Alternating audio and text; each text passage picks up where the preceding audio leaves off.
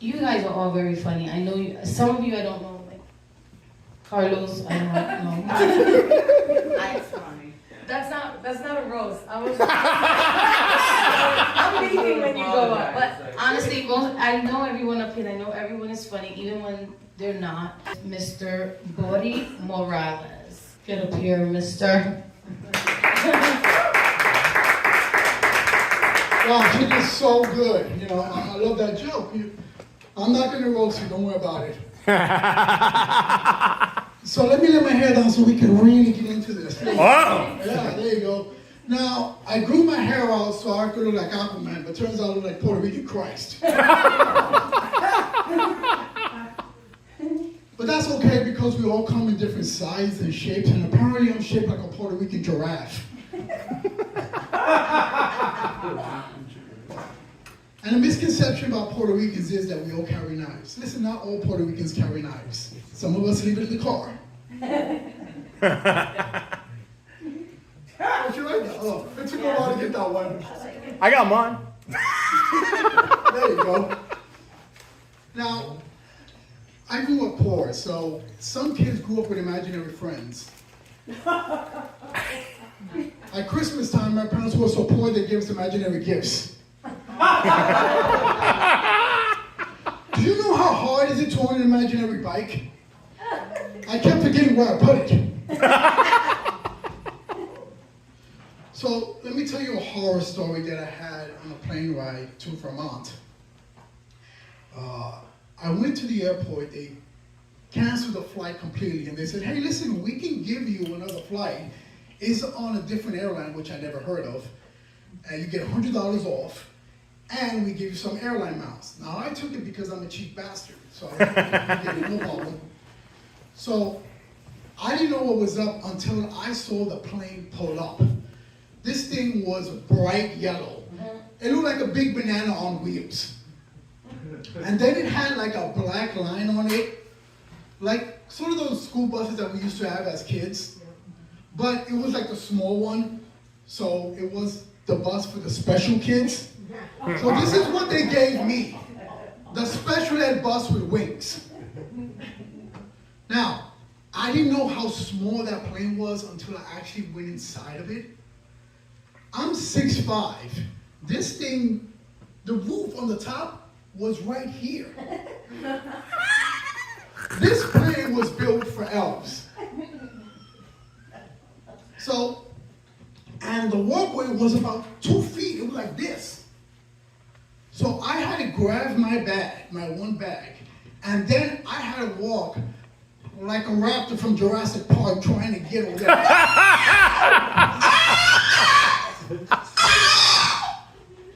My seat was all the way in the back, right in the corner, like they were punishing me. So I get there and I look at the seat and the what's her name? The stewardess. I was about to say mistress. The stewardess. Even when I miss it, I make her laugh. That's great. So she says, hey, sir, is that your seat? And I'm like, no, I think that's an Oompa Loompa seat. So she says, sir, you have to sit down or you're going to have to leave the plane. I said, screw it, I'm going to sit down. So I'm trying to get these Stellador breadstick feet in there. And then I sit down and it's just like, it's like this. So she goes, sir, are you comfortable? I'm like, yeah. Just let me know when the gynecologist comes so you can check my vagina. So the plane begins to take off, and all of a sudden I'm like, what the fuck? And I'm like this for like 30 seconds up in the air. Now, after a while, they come to check on me, and then and offer me snacks. Sir, would you like some salted nuts? I'm over here stuck, and I'm upset, and I'm like, no, I don't want no salted nuts. I can taste my salted nuts. So, all of a sudden, I try to put my arm down over here to get comfortable, and it gets stuck. So now, I says, you know what, screw it, I'll worry about it later. I'm gonna just like go to sleep. I go to sleep, I wake up, and everybody's gone. let me get out. I take my bag from under the seat. I move my right foot and my right hand, and then I realize that my left leg, my left arm, and the left side of my face is all asleep. So now I look like a raptor got injured coming down the alley. And then I walk out of the plane like this.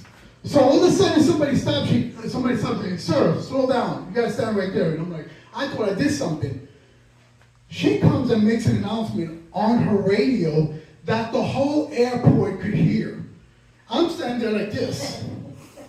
She goes, Gate 87, we need assistance for a handicapped person.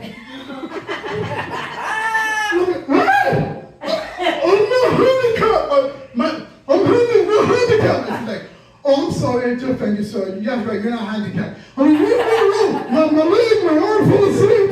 And she's like, I'm sorry that happened to you. She then gets a wheelchair. They come pick me up. They drop me off at the baggage claim and just leave me there with the wheelchair. They're probably thinking, oh, somebody's going to pick up these vagabonds. So I'm in Vermont, and the guy that picked me up probably has never seen a Latino in his life, right? So he has a sign with my name on it, but he misspelled my name. My name is Morales. This dude had a sign that said more or less. And by the way, Vermont, it is the whitest place on the planet. I didn't see one person of color. It was like visiting a jar of mayonnaise. You'll get that one eventually. So I'm getting old. There you go. She got it. I'm getting older, and my friends tend to tell me how old I get.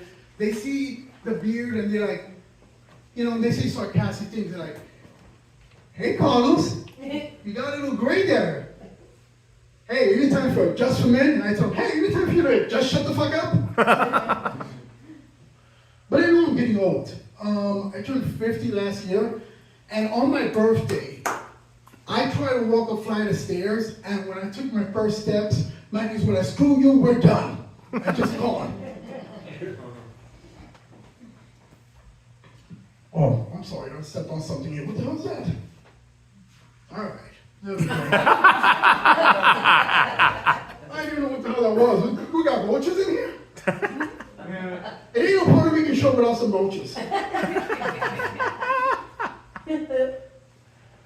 So, as you get older, people want advice from you. But I'm not that type of guy. My dad, on the other hand, was the type of guy that you go for advice. Even though it was kind of weird the advice he would give me. Like I remember when I was 14, they were having sex ed in class. And I asked my dad, hey dad, what's safe sex? And he goes, is she pregnant? No. He's like, then you're safe. But as I got older, me and my dad became more buddies and everything else. And I called him one day to pick me up from a bar because I was too drunk to drive. And apparently he was too drunk to know where the car was. So we find the car, he gets in, I get in, and he's just sitting there. I'm like, Dad, what are you doing? He goes, Mijo, someone stole the steering wheel. I'm like, Dad, you're in the back seat.